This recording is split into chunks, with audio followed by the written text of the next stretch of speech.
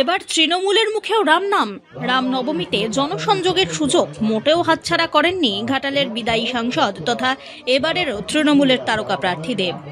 তৃণমূলের তরফ থেকে যদিও রামনবমীর জন্য ঘাটালে আলাদা করে কোনো মিছিলের আয়োজন করা হয়নি, সেখানকার রাম অনুরাগীদের কমিটির আয়োজিত শোভাযাত্রাতেই এদিন অংশ নিতে দেখা গেল দেবকে। 17 নম্বর ওয়ার্ডে হনুমানজির মন্দির থেকে রামনবমীর শোভাযাত্রায় তাঁরা অংশ নেন। দেবের পরনে ছিল লাল পাঞ্জাবি, সানগ্লাস, আর সব থেকে চমক দিয়ে গলায় ঝোলানো ছিল গেরুয়া রঙের উত্তরীয়। প্রায় 7 কিলোমিটার হেঁটে ঘাটাল বাসস্ট্যান্ডের কাছে রাম মন্দিরে পুজো দিতে দেখা গেল দেবকে। পুজো দিয়েই তাঁকে জয় শ্রীরাম ধ্বনি দিতেও দেখা যায়।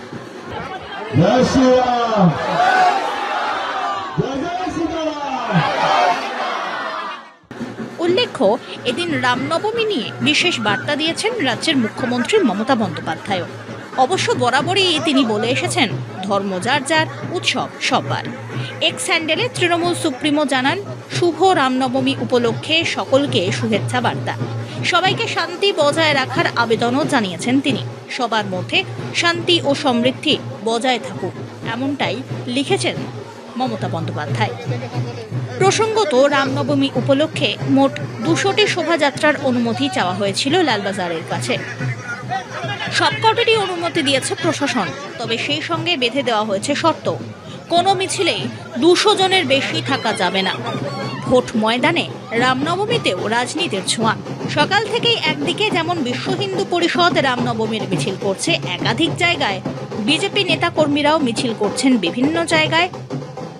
সেক্ষেত্রে মোটেও পিছিয়ে থাকতে রাজি নয় তৃণমূলও।